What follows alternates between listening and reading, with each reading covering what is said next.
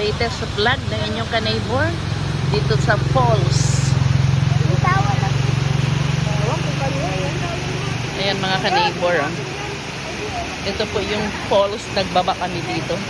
Ito yung latest na peak.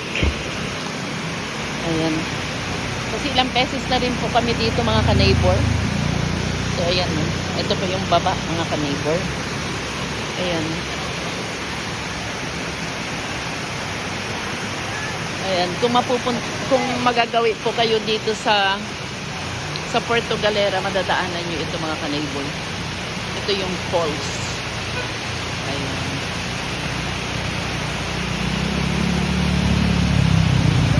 Ito po ay binababaan ng mga bago pumunta po ng sa kaduluduluhan ng Puerto Galera. Bumababa sila dito mga ka-neighbor para magpa-picture dito. Ayan.